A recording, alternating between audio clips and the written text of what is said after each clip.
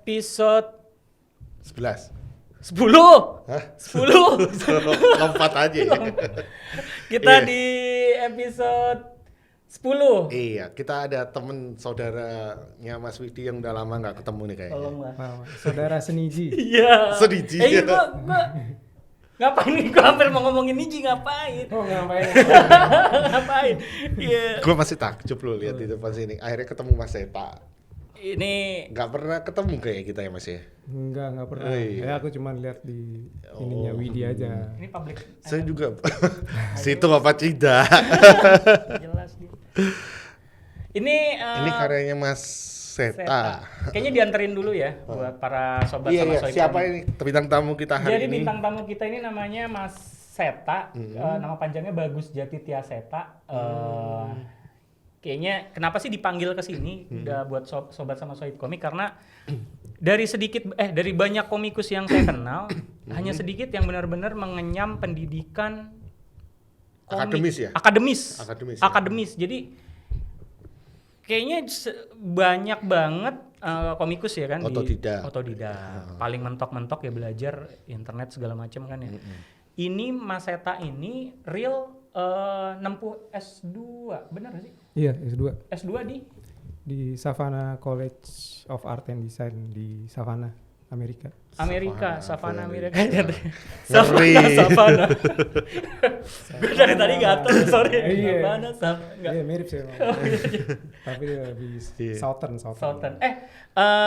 Alma mater lo siapa aja? Yang dari Indo.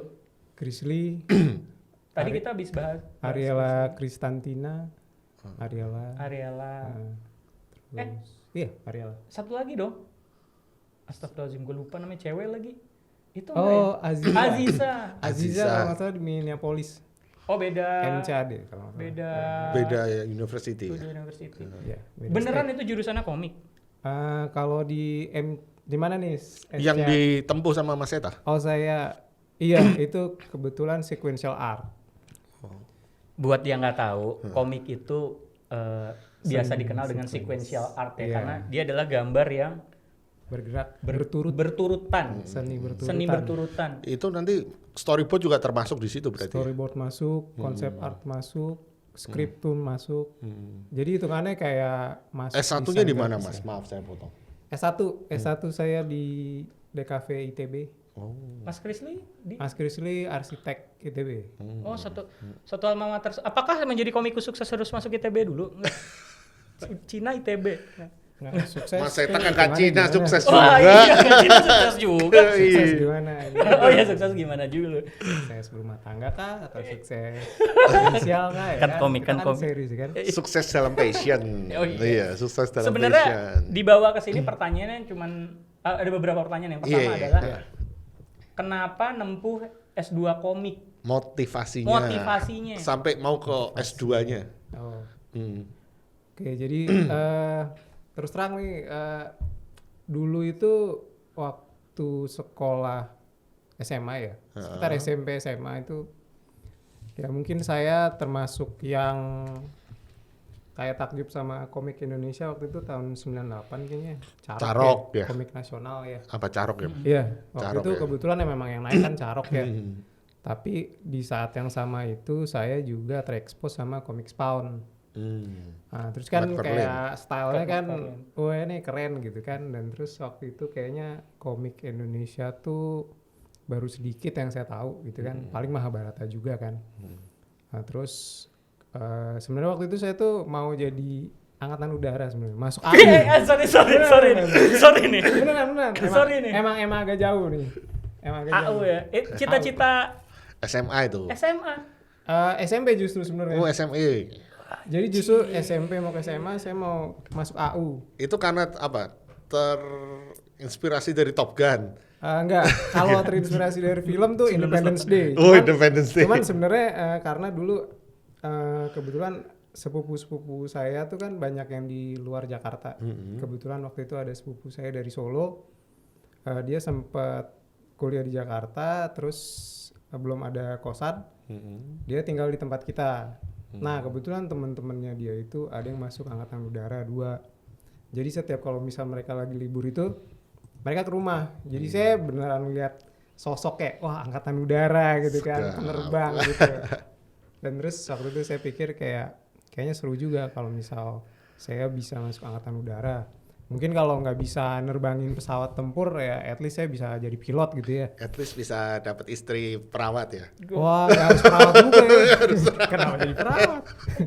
Lagiin Iya. Lagi cowok-cowok berseragam. gitu. Iya. Oke.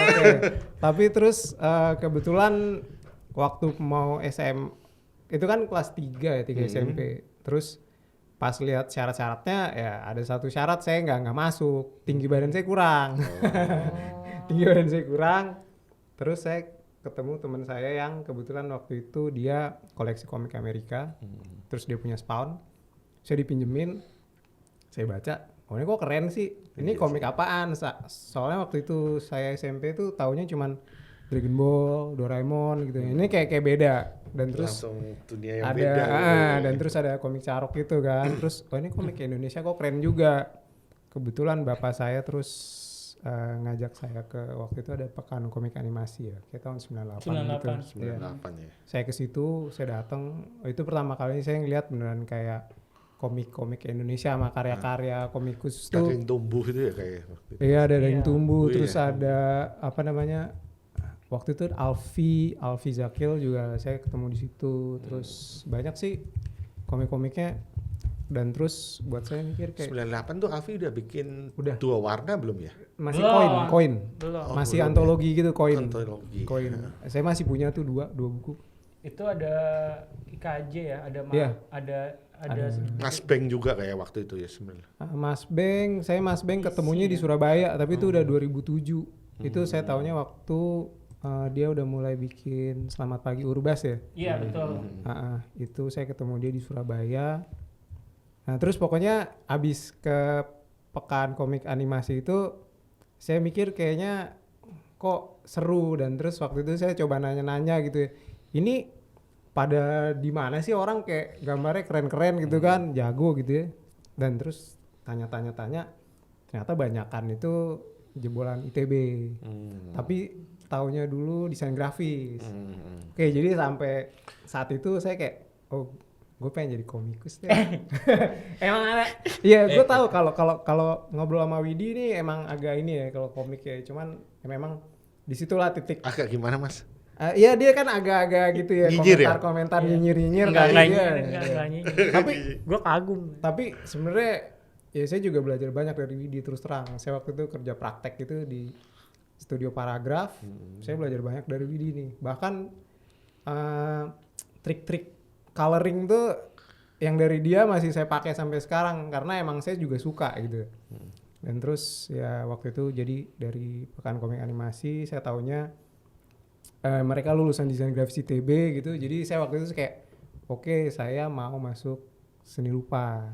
Saya emang udah fokus kayak saya pengen masuk seni rupa ITB gitu.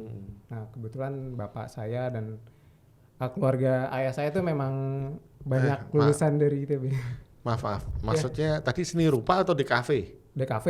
Di kafe. DKV kan tapi masuk dalam seni rupa kan, FSRD. Oh, FSRD. FSRD. Jadi Oh. di ITB itu FSRD. Fakultasnya Fakultasnya ada DKV, interior, produk gitu. Tapi banyak sih sebenarnya kalau komikus tuh rata-rata kalau di Indonesia kayaknya memang belum ada pendidikan formal untuk memang belum komik ada, ya. Jadi iya. rata-rata larinya ke DKV atau seni rupa. Iya, Iya kan? betul. Tapi saya juga waktu itu terus otodidak ya. Saya emang terus terang otodidak, dan saya ingat banget bapak saya tuh ngelihat saya gambar tuh dulu pakai karbon. Pakai karbon kan gitu. Wah, ini keren nih. Sorry, tar dulu. Iya. Buat para sobat sama sohib komik, Oh, iya. kan ini kita beda tahun nih. Beda Jadi, tahun ya. Karbon mungkin generasi sekarang nggak Karbon, tahu ya. kertas, Tracing nih tracing sebenarnya. Iya, kayak tracing, kertas iya. dia warnanya hitam gitu. Jadi Biru tua. biru Biru tua, tua. Iya, biru tua. dibuat jiplak. Iya. Ditaruh ini gambar asli, terus Di kertas atas. karbon di atasnya, bawahnya kertas putih. Nanti kalau ditelusurin bawahnya Gitu. jiplak. Jadi kita sebenarnya cuman kayak tracing ya. Dan terus waktu itu saya ingat bapak saya itu ngelihat saya pakai karbon, dia bilang, "Kamu kalau gambar begini nggak akan bisa gambar." Akhirnya sejak hari itu nggak ada sorry. tuh karbon Orang itu. tua dukung ya. Ya. Orang tua dukung. Mungkin kalau boleh sedikit cerita waktu SMA itu saya akhirnya ya itulah mungkin karena saya udah kayak saya pengen ngomik gitu. Jadi saya masuk ekskul seni gitu ya. Lucunya waktu SMA saya kan ya laki semua ya. musuh sekolah saya. Oh iya. Laki semua. Laki-laki. Makanya tadi kita relate tuh sama episode sebelumnya. Kalau ada komikus cewek di antara komikus Laki. cowok itu langsung shining. Iya. betul ya? Biasanya. Biasa. Iya. Jadi dulu terus ya waktu SMA itu ya saya mulai banyak belajar komik dan tahu komik tuh. Jadi dari senior kan. Kebetulan komiknya mereka udah mulai agak banyak. Dan terus pas SMA itu sebenarnya saya masuk IPA gitu ya. Masuk IPA. Tapi 2 minggu terus terang saya nggak bisa kimia sama fisika ya. Terus saya bilang sama orang tua saya, boleh nggak saya pindah IPS? Karena terus terang nggak terlalu bisa sih ngikutin. Terus ibu saya bilang, nggak apa-apa, nggak ada yang maksain kamu di IPA gitu. Dan terus bapak saya juga Parenting nih mas. iya, Wah, terus mahal bilang nih, kayak mahal nih. apa namanya, lagi pula kan kamu tuh mau masuk seni rupa, jadi sebenarnya mungkin hitung-hitungan atau itu nggak terlalu perlu. Kan kalau IPS kan sosial ya, gimana kamu ini sosial sama orang, jadi nggak apa-apa kalau memang kamu mau di IPS. Jadi akhirnya saya 2 minggu di IPS, saya bisa ngikutin. Terus saya ya lulus kuliah tuh ya ke seni rupa, tapi emang waktu itu nggak langsung ke ITB sih. Saya sempat nggak diterima gitu, MPTN juga nggak lulus. Akhirnya masuk di DKV Untar. Saya cuma setahun Di Untar. setahun. Terus dalam pindah ke setahun ITB. itu saya ikut les apa sih, Film merah. Bintang Merah. Bintang Saya Merah. nggak film merah. Film merah kan lebih terkenal di Bandung dulu. Saya Bintang Merah. Bintang merah di Pasar Minggu. Ya betul, Iya. Jaten. Itu udah ke tempat KP saya tuh, kerja praktek saya. Nah di situ saya belajar, kebetulan memang yang ngajar kan mahasiswa ITB juga. Nah dari situ terus saya bisa terima situ. Cuman lucunya waktu masuk di ITB itu sebenarnya yang anak-anak komik tuh bukan di DKV jadi. Hah? Jadi anak seni lukis sama seni grafis. Jadi seni makanya skillnya tuh mumpuni ya karena kan mereka Kan belajar. Ya kan karena manual ya, Iya, tradisional. manual, Sedangkan tracking, waktu di DKV kan memang kita dijor-jorin di konsep, tapi teknik juga sih. Cuman memang waktu itu saya masih kayak gue nggak belajar komik di sini gitu. Dan terus akhirnya saya tahu ada Mas Krisli ya. Mas Krisli itu kan keterima beasiswa ya. Iya betul.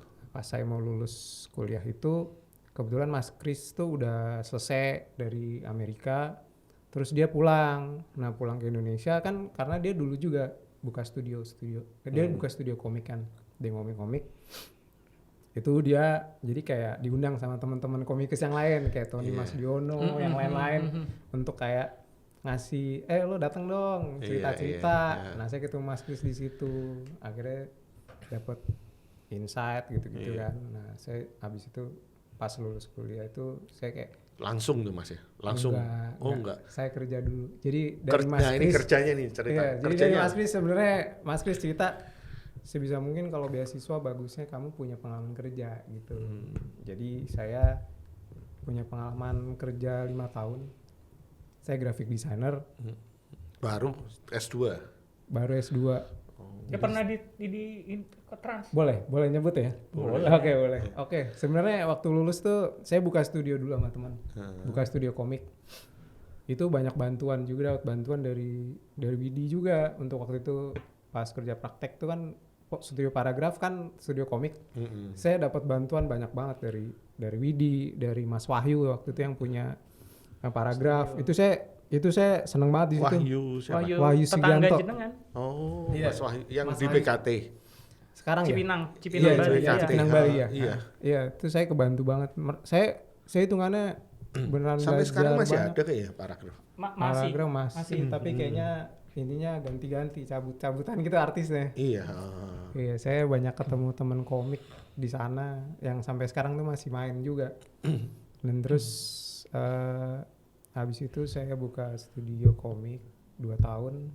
Cuman memang saat itu lagi nggak bagus buat komik Indonesia. Jadi kita ngerjain komik aja gitu, tapi nggak ada pemasukannya gitu. ngerjain komik gak ada pemasukan. Iya. Tolong didengerin ya. Iya teman. dengerin. Iya. Tapi kan berjalan terus. Iya.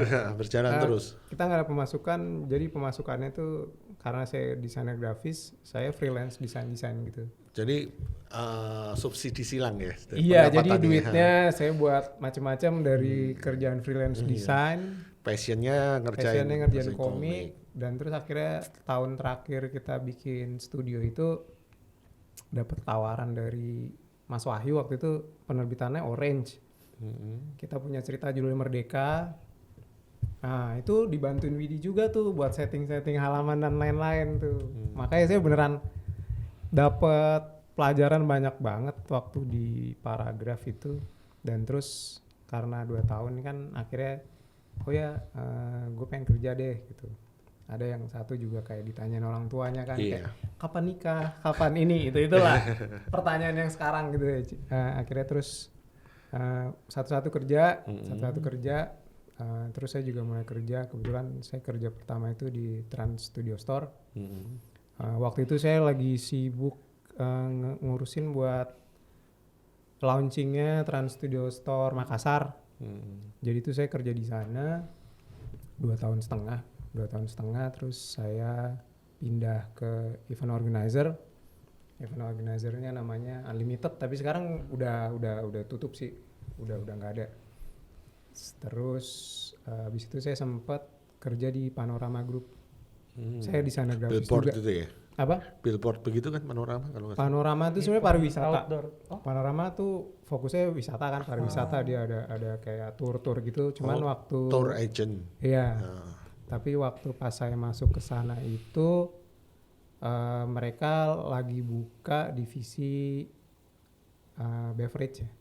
F&B, food and beverage. Jadi saya ngurusin buat desain, foto, buat promo-promo restoran-restoran mereka sama kafe-kafe mereka. Dan terus sebenarnya sebelum ke Panorama, di Panorama tuh saya sebentar banget, karena waktu saya mulai masuk di Panorama, saya dapat berita bahwa saya dapat beasiswa. Jadi jadi beberapa bulan sebelum di Panorama itu saya kan di IO. Nah pas IO kerjaannya lagi nggak terlalu banyak, ngajuin beasiswa. saya minta izin buat les TOEFL. Jadi saya les bahasa Inggris 3 bulan. Jadi les buat ngejar beasiswa itu, kan ada persyaratannya tuh. Nah jadi selama kerjaannya nggak terlalu banyak, saya les bahasa buat naikin TOEFL gitu-gitu. Nah jadi pas terus sudah selesai, saya ngajuin semuanya, persyaratannya masukin, saya terima di Panorama jadi graphic designer. Saya mulai kerja di sana, saya dapat pengumuman. Nah terus saya dapat, jadi terus saya ambil, tapi ya gitu. Habis itu ya udah saya ke Amerika, habis itu belajar. Posisi udah berkeluarga kan ya? Udah punya anak 1 malah, bayi. Mereka harus ditinggal 6 bulan. Bukannya ikut ya? Mereka ikut, tapi waktu itu persyaratannya harus nyusul boleh 6 bulan. Setelah Karena 6 bulan. kasus-kasus sebelumnya tuh banyak yang keluarganya langsung ikut. Cuman kan namanya pindah ke negara lain ya. Itu kan kadang kita harus ngurusin pendidikan. Kalau dengan keluarga kita harus ngurusin cari rumah, cari tempat dan lain-lain, itu kan nggak gampang ya. Jadi banyak yang kayak nilainya tuh jeblok. Nah kan kalau beasiswa nilai kan harus tetap dipertahankan ya. Jadi kayak gitu. Jadi saya kepisah 6 bulan sama Punya anak istri tuh. Ini gokil sih ya. Punya keluarga, mutusin, gue nyebutnya hijrah ya. Serius, karena lu udah settle di dunia di Pekerjaan ya.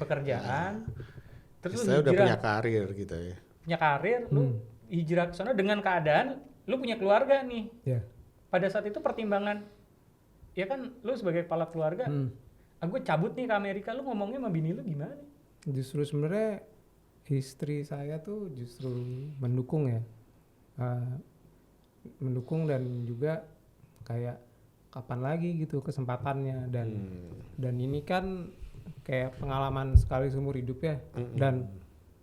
Dan waktu itu tuh sebenarnya saya ditawarin di 2 kampus. Jadi 2 kampus nerima saya, tapi ada berapa kampus ya? 3 kampus yang nolak. Pokoknya gitulah. Jadi sebenarnya nggak yang kayak bener-bener kayak bagus banget gitu, nggak. Saya TOEFL-nya mepet banget beneran. Nih episode ini Iya. ini pasti bini gue nonton nih. Iya. Gue dimaki-maki pasti. Kenapa nggak usah? Gue disuruh kuliah. sebenarnya. Oh, ya. Suruh cari beasiswa. Maksudnya jadi ada contoh lu makin maki-maki nih gue yakin. Ya, Lu kuliah Nggak Jalannya apa-apa. beda. jalannya beda. Tapi iya sih gue Iya. gila nih. Ini banget. Iya sih. Ya, Ceritanya jadi gitu. Agak ini ya. ya, Ya, ada tapi naik gitu. turun tapi tetap terus Iya. konsisten ngejar impian. Ketika Itu, lu di sana, itu kan beasiswa ya. Lu Iya. kerja di sana untuk kehidupan sehari-hari apa gimana nih? Nggak ngerti. Kebetulan ya sempat jual-jual karya sih. Cuman itu kan kayak Di mana? Gimana? kebetulan kalau di Amerika itu enaknya kalau buat di komik ya. Kayak misal kita bikin apa karya apa gitu ya di Instagram atau apa. Itu tuh kalau misal orang kayak, gue suka nih karya lo, gue beli deh. Ya mereka sih oke-oke aja, kasih harga segini, udah gitu terus pengirimannya kan gampang. Ya karena udah Iya. di sana. Karena kan udah di sana. Karena lu udah di sana. Udah gitu mereka tuh punya comic convention banyak. Oke. Jadi kita tinggal pilih. Jadi kalau kita bikin Iya. karya, ya sebenarnya mirip ya sama di sini ya, Iya, kayak Pak. convention gitu ya. cara, ya. Jadi waktu itu jualan karyanya di situ sih, tapi juga sebetulnya biaya kan dari beasiswa juga kan sebenarnya dapat uang ya. Oh iya, uang saku ya. Uang saku. Tapi kan emang tapi ya Kecil. ya mepet lah. Emang bisa-bisain kita. Sebenarnya gini, kalau misalnya tipsnya ya mungkin sama kayak di sini ya. Kalau misal mau murah ya masak sendiri. Itu udah apa ketika istri sama anak lo angkut lagi nih, lu dateng. Itu posisi masih dengan jualan karya untuk kan jadi nambah pengeluaran nih. Atau ada yang kerja di sana atau gimana? Istri beberapa bulan setelahnya terus dia mau kerja Di sana? Iya, kebetulan kan karena istri saya itu kan juga dia memang suka kerja gitu. Jadi waktu nikah pun dia kerja gitu. Gue kebetulan gak suka kerja ya. Nah, Gue pengen leha-leha. jadi waktu itu istri saya bilang ya udah kamu sekolah dulu, untuk urusan saya sama anak ya kita aja gitu. Tapi ya waktu itu terus kayak beberapa bulan ya mereka pindah, istri saya kayak gue pengen nyari kerja dong coba gitu. Nah, kebetulan kan karena di sana juga ada orang Indonesia ya, jadi ada yang kayak nawarin gitu, mau nggak bantuin, akhirnya dia kerja di sana. Pemasukannya bisa buat nambah-nambah, sama terus kan di sana juga dari uang beasiswa pokoknya kontrakan beres, yang lain-lain beres. Udah kalau kontrakan beres sebenarnya yang lain tinggal ngikut, karena hitungannya kalau di sana tuh kalau misal mau makan sehat gitu ya itu hitungannya murah sih.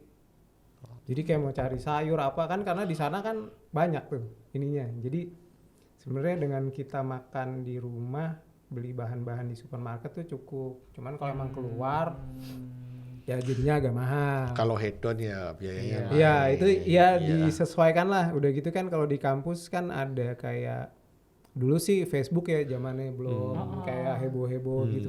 Politik kan kayak emang ada buat jualan-jualan mahasiswa, gue lulus mau jual ini.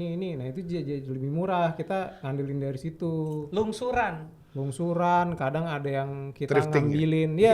Thrifting. Kadang kalau misal summer ya, kayak kebetulan di Savana tuh yang anak skate tuh rata-rata kan lumayan ya. Jadi mereka tuh banyak yang saatnya udah lulus, terus gue mau pindah lagi atau mau pulang gitu. Itu barang-barang taruh semua di depan. Jadi orang lewat mau ambil. Iya. Ya kita kalau di luar negeri tuh kalau ini jangan malu lah. Kadang kita dapat kayak gitu yang murah, kadang kita dapat barang yang bagus bisa kita pakai gitu. Anak lu sekolah gimana? Daycare. Jadi Daycare. dengan istri kerja, waktu itu dia sempat bisa nabung. Jadi tabungannya juga terus bisa buat daycare anak. Terus ya Usia berapa sorry pada saat itu? saya Enggak anaknya. anak waktu itu setahun. Oh emang belum sekolah ya sebenarnya ya? Belum. Oh. Cuman kan ya itu waktu itu kita kayak coba masukin daycare biar dia ada ketemu teman-teman juga gitu kan. Akhirnya ya udah. Jadi dari tabungan jadi dari gaji istri sekian dipakai buat ini, dan terus kayak uang beasiswa kan setiap kalau nggak salah dulu 6 bulan kan dikasih nih, ini kasih segini. ya udah Potong-potong diatur, dulu, ini buat kontrakan, ini buat makan, ini buat ini, dan terus kan kalau di sana tuh ada apa ya, kalau dulu tuh mungkin kalau di sini Jakarta Pintar ya, KJP KJP gitu. Jadi dulu ada gitu ya, kita ke sana, kita tuh kalau punya anak kecil mereka mau bisa ngasih dapat kupon tuh bisa buat beli susu, buat beli buah gitu-gitu. Jadi dan itu banyak yang kita dapat bahan-bahan makanan dari situ banyak banget. Jadi kayak ya kita pinter-pinter lihat-lihat kebijakan sama ini dari pemerintah kota aja sih sebenarnya. Nah, setelah lu sekolah kan, Iya. intinya lu sekolah di sana. Berapa tahun tuh? Dua tahun. Nah, lu pulang dong balik. Pulang. Bisa apa? Balik dong ke Indo nih. Balik. Dengan pengalaman lu sekolah di sana. Iya. Pertanyaan, Alasannya balik kenapa? Alasan balik Iya. itu salah satu ketentuan dari beasiswanya sebenarnya. Jadi lu harus Jadi diharapkan setelah selesai kalian tuh bisa memberi sesuatu kepada kontribusi kepada Indonesia. Jadi memang itu karena kan itu kan beasiswanya kan negara ke negara sebenarnya. Nah. Terus gimana Mas? Sebenarnya kalau keinginan pribadi lebih cenderung pengen terus di sana atau memang ingin pulang? Jadi ya kalau industri ya bagus juga di sana ya. Cuman kan apa ya? Kalau secara tempat ya memang kalau kita sukanya tertib ini itu gitu oke. Lebih condong ke sana ya? Ya karena kan ini kayak urusan pajak gitu gak jelas apa segala macam gini dan terus kalau balik sini sebenarnya balik ke sini sama pergi ke luar tuh selalu ada namanya gegar budaya ya. Gegar budaya selalu. Jadi kita selalu disiapin situ. Jadi waktu pas mau nerima beasiswa tuh kita dikasih kayak lembaran-lembaran gitu gegar budaya. Biasanya gegar budayanya tuh apa aja kalau misal orang Indonesia ke luar ini nanti gegar budayanya ini. Kalau saat balik tuh gegar budayanya gini kayak gitu. Ya kayak gitu. Memang disiapkan karena ya itu kan negara kita kan begini, negara lain mungkin begini. Jadi kayak beda-beda gitu kan. Jadi ya disiapin di situ. Nah, dari diri lo sendiri ketika udah balik nih. Iya. Berarti kan konsekuensinya ya ngelanjutin industri di sini. Iya. Gunanya kuliah itu ketika lo bekerja, kita udah ngomongin karya ya kan? Iya. Ketika lo cari duit di sini, gunanya apa sih? Buat lo. Dengan ke luar negeri itu yang jelas tuh koneksi ya. Connectionnya karena gini, sebenarnya yang mungkin kalau yang lulusan sebelumnya mungkin ada yang apa namanya udah terus buka usaha ya. Jadi untuk memajukan industri kreatif khususnya komik ilustrasi gitu ya. Itu kan ada yang buka studio gitu. Kebetulan sampai saat ini saya masih freelance. Cuman saya berusaha gimana itu nge-share sama teman-teman saya yang juga ada keinginan untuk ngerjain komik gitu ya. Jadi saya tapi memang bukan studio ya, masih kayak teman-teman. Nggak lempar karena kerjaannya masih sama saya. Saya masih kerja, cuman mungkin kayak gue mau dong ngerjain komik, apa kayak ngewarnain. Ya oke. Lo warnain karya gue. Jadi berusaha nawarin kayak misal ada writer kayak deketin saya, boleh nggak nih saya pakai color sini gitu. Meskipun mungkin kadang ditolak gitu ya. Cuman kan at least itu mudah-mudahan bisa ngebuka buat dia masuk ke ini. Terus kalau untuk apa ya tadi? Buat lo dalam cari duit ya? berguna nggak sih nih Kak pendidikan lo tadi? Berguna mungkin enggak? Bukan cari duit kali Mas. Ya sebenarnya Lebih gini, mungkin mungkin ada nggak perbedaan ketika kita membuat sebuah karya itu ketika kita otodidak dan ketika kita akademis gitu loh. Terasa banget ya itu? Sebenarnya kalau secara skill ya, secara skill memang belajar banyak di sana. Tapi kalau untuk kayak otodidak atau akademis, sebenarnya nggak terlalu ya. Nggak usah orang lain Mas. Oh, nggak usah orang lain ya? Nggak usah kembali ke diri sampean. Oh, saya. Ketika sampean masih otodidak dan ketika sampean udah akademis, apa perbedaan yang dirasain?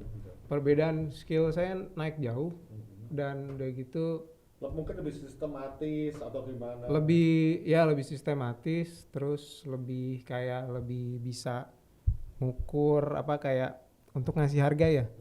Oh, ngasih harga. Iya. Mau nggak mau kan untuk ngasih harga kayak gue berani segini gitu. Lo berani nggak gitu, pokoknya lebih buat kayak gitu. Oh, ini insight-nya tadi Insight. gue baru dapat banget sih. Gini, ternyata apapun bidang pekerjaannya, apapun itu, pendidikan akademis itu pada akhirnya naikin rate. iya, kasarnya begitu ya. Bener, kita nggak bisa bohong lagi deh gitu kan. Naikin rate. Iya, Naikin rate gitu. Pendidikan balik lagi. Setidaknya ketika karena pendidikan juga investasi kan. Ya itu kebetulan keluarga saya memang pendidikan tuh buat investasi. Ya maksudnya kayak bapak ibu saya selalu bilang, mama papa mungkin nggak bisa terlalu ngasih banyak ini itu. Cuman mama papa berusaha gimana kalian bisa dapat pendidikan yang bagus. Jadi kayak gitu. Dan sebenarnya waktu saya dapat beasiswa itu juga bapak saya sih bilang sih sebenarnya. Itu justru bapak saya yang bilang. Dulu kebetulan bapak saya pernah dapat beasiswa juga ke US juga sebenarnya kebetulan bapak saya waktu itu. Tapi dia bilang gini, dulu waktu papa dapat beasiswa nggak papa ambil karena papa mentingin keluarga.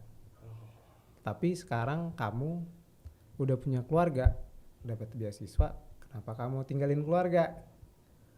Nah, di situ istri saya yang bilang kayak ini ini tuh sekali seumur hidup. Lo mau ambil apa enggak? Udah gitu waktu itu ada kayak teman-teman tuh bilang it's not gonna be easy but it's gonna be great ya.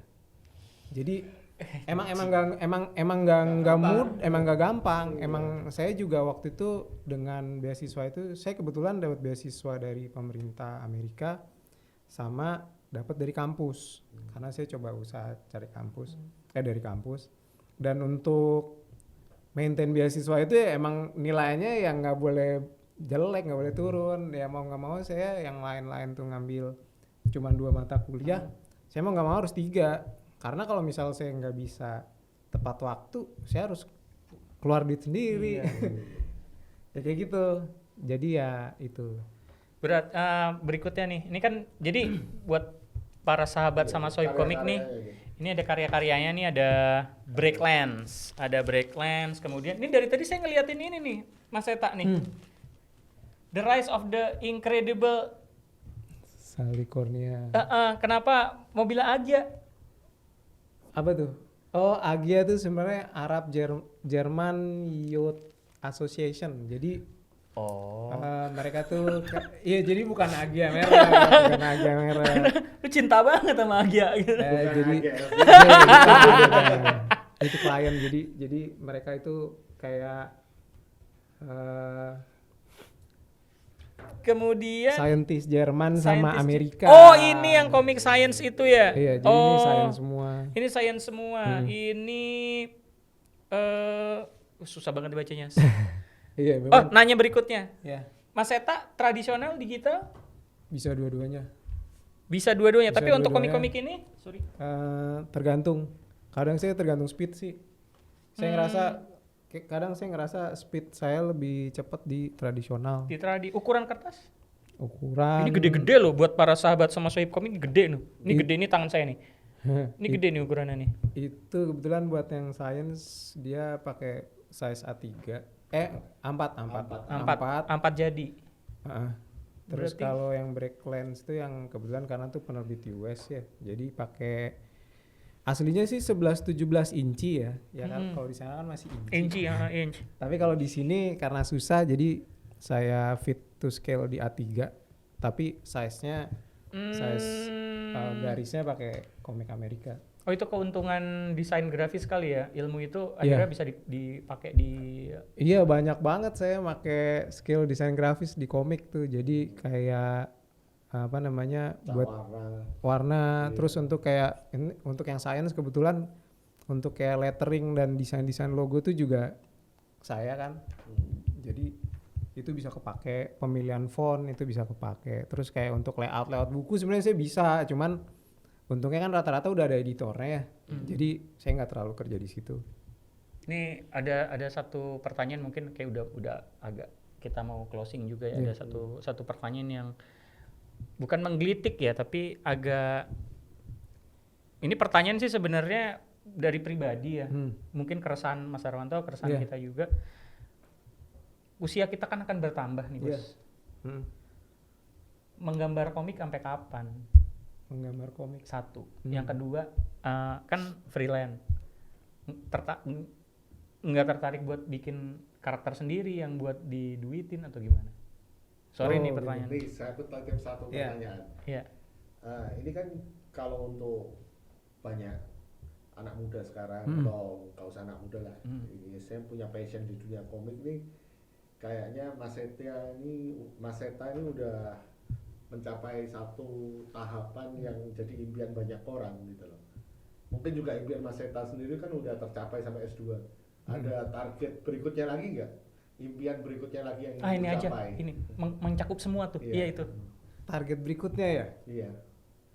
Target berikut saya sih terus terang masih pengen bisa ngerasain ngerjain komik, entah itu Marvel atau DC. Itu maksudnya kayak saya ke Amerika tuh saya pengen gitu. Maksudnya pengen. Susah ya Mas ya untuk mencapai. Saya setiap ini ke editor tuh selalu kamu hampir. Oh, ketemu editor Saya ya. ketemu editor. Nah ini nanti ada pertanyaan nih dari mungkin orang yang dengar ketika Mas Seta ngomong ini, kan ada komikus Indonesia yang otodidak juga, Iya. dan mereka dan dia ini yang saya sebut ini udah megang komik Marvel, Star Wars. Iya, oke. Iya kan ada ya? Ada, saya tahu. Saya kenal. Iya, tapi kan mungkin orang-orang yang nonton kita ini mungkin mikir, ngapain gue sampai S2? Orang gue Iya. otodidak juga bisa masuk ke sono. Bisa. Iya. Nah, Tanggapannya gimana kalau gitu? tanggapannya Ya. ya kita ini aja ya, maksudnya kalau orang Indonesia kan selalu bilang rezeki orang beda-beda ya.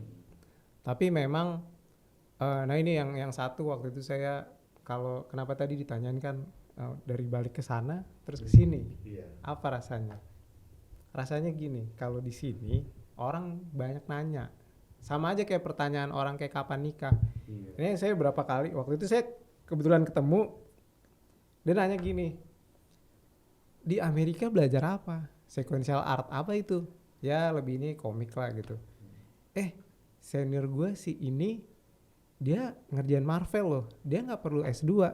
Oh iya, itu sakit. Itu berarti udah ada orang yang Ada. bertanya begitu. Ada. Gue tanya begini karena gue tahu gitu loh orang Indonesia itu gimana. Ada. Iya. Itu salah satu gegar budaya. Iya. Salah satu gegar budaya. Ada Dan di situ ya. ada. Dan sebenarnya juga kadang masih ya kayak oh iya ya. It's not your business Iya.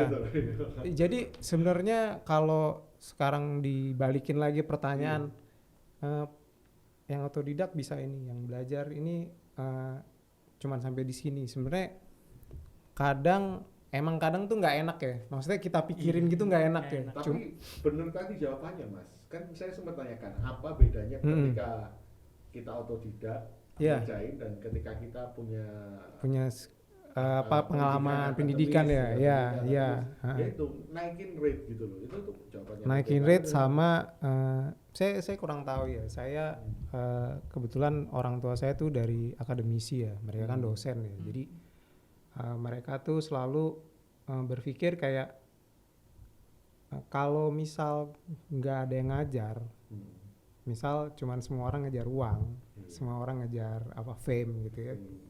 Terus siapa yang ngajarin yang muda-muda nih gitu. Tapi kebetulan untuk di saya belum sampai di titik kayak pengen ngajar tuh belum lah. Maksudnya kayak ada kayak tawaran tapi saya belum nih. karena saya juga masih ngerasa kayak masih perlu banyak belajar, karena ya kalau misalnya sekarang saya targetnya misal, oh gue pengen ngerasain dong ngerjain komik Marvel DC, saya belum di situ. Tapi ya saya juga kayak berusaha, kayak kata teman saya, ya mungkin lo belum di situ, cuman coba lo urut-urutin deh apa yang udah lo dapat beasiswa, lo pernah pengalaman di ini, lo pernah ngerjain ini, lo bisa ini itu memang banyak gitu. Jadi ya sebenarnya saya juga masih struggling kok sama itu gitu. Semua orang ada lah masih kayak gitu. Berarti impiannya habis ini next levelnya tuh Marvel atau DC? Ya tapi ya saya sih masih pengen saya bisa ngidupin anak istri saya dari gambar komik. Itu aja sih sebenarnya. Kalau sampai kapan? Sebenarnya saya udah mulai mikir juga ya, kayak oh iya saya udah umur sekian, kita makin tua gitu ya, skill gitu ya. Cuman sebenarnya kan gambar tuh kita bisa gambar apa aja ya. Kita bisa bikin komik, kita bisa bercerita ya, kayak si Widi juga kan bisa dia cerita ini itu sendiri bisa. Oh, ini. Ya Apa kita ini? bisa. Pertanyaan. Ini yang menarik nih. Iya. Kan ngikutin juga nggak Mas tentang dunia AI? Iya. Nah ini tanggapan akademisi. Akademisi saya nggak akademisi ya. Pernah menempuh pendidikan akademis. Iya. Setidaknya gitu. Saya selalu apa? Kira-kira mengancam nggak untuk profesi seperti Anda ini? Mengancam apa enggak ya? Ya. Aduh, saya gini sih. Saya tuh cuman megang, oh ya mungkin ya gini ya. Kadang kalau kita di akademis, kadang kita kan ketemu dosen, ketemu guru-guru yang mereka pengalaman udah lebih luas gitu ya, lebih banyak gitu. Jadi saya ada jadi ada quotes dari dosen saya, almarhum Pak Primadi. Itu saya bangga banget sama bapak ini. Jadi dia tuh selalu bilang gini, kalian itu seniman itu kalian nggak bisa langsung bilang saya nggak suka. Seniman itu harus belajar. Jadi misal kayak kita dengar musik jazz, kita nggak boleh sebagai seniman kayak wah aku nggak suka nih musik jazz, nggak suka gitu. Ini bukan buat gue gitu kan? Bukan buat gue. Coba dengerin dulu. Mungkin saat dengerin kayak ya kayaknya bukan buat gue, cuman kayak gue udah nyobain gitu. Mungkin dari jazz mungkin udah nyoba dan mungkin kayak dari jazz mungkin pas setelah sekian tahun gitu kayak tiba-tiba kita ingat jazz gitu saat kita dengar musik apa gitu, kita yang kayak itu mirip ya kayak di jazz. Kok bisa masuk? Kayak misal sekarang dengar musik hip hop, banyak yang masukin sampling musik jazz. Kalau kita udah bilang gue nggak suka jazz, tapi ada lagu rap atau hip hop yang kita suka, lo kok ada jazznya? Jadi kan kita kayak lah. Nah itu ya jadi buat saya itu yang saya lihat untuk AI ya. Maksudnya dibilang membahayakan ya bisa, cuman juga kayak kita perlu apa ya, kayak coba sedikit open minded gitu ya. Saya tahu kok banyak keresahan kayak artis-artis yang kayak oh ini kan ngambil skill dari artis ini artis itu gitu. Istilahnya dicuri. Iya, cuman kan sekarang banyak juga yang kayak gini, kita bikin aturan buat AI, kita buat ini. Jadi ya udah ada gitu. Udah ada, kita emang nggak tahu ke depannya ya. Tapi kan itu udah ada. Ya kita lihat aja perkembangannya, sama aja kayak kita lihat NFT. NFT kan gitu juga. Giliran bagus aja diterima. Gitu. Iya kan, kayak wah duitnya banyak Iya, nih, wah semua giliran orang bikin. Tapi waktu pas keluar kan kayak wah ini apa nih, apaan gitu. Cuman karena terus cuannya banyak, orang pada ke situ. Jadi giliran. kadang ya saya kalau ngelihat kayak gitu, saya lebih diem dulu ya. Saya ngeliatin dulu ini gimana gitu. Karena kan tapi kemampuannya udah mengerikan. iya memang. Udah mengerikan. Ya cuman kan manusia juga yang ngembangin. Iya. Ya jadi sebenarnya kan Ini kayak ada beberapa berbalik temanku ya. yang udah pikirnya begini, kayak dulu klien gue pesen gambar ke gue gitu. Sekarang klien gue bisa nerima kerjaan cuma ngandelin AI. Iya. Iya. Nah, itu kan berarti udah ada pekerjaan yang diambil gitu. Yang dulunya klien sekarang jadi seller juga gitu. Iya. Ya mungkin lebih ke etika berkaryanya aja sih kalau menurut saya ya. Tapi soalnya kan sekarang ya dengan AI memang kayaknya gampang ya, siapa nggak mau gampang gitu. Iya. Iya Dulu kan kita merasa punya Skill. Skill. kita spesial karena kita bisa gambar. Sekarang. Sekarang lu bisa gambar juga gua modal ngetik doang. Iya memang benar. Oke. Ya, kalau saya sih lihat aja sih. Karena waktu juga kita. Oh iya, sama satu lagi terakhir nih.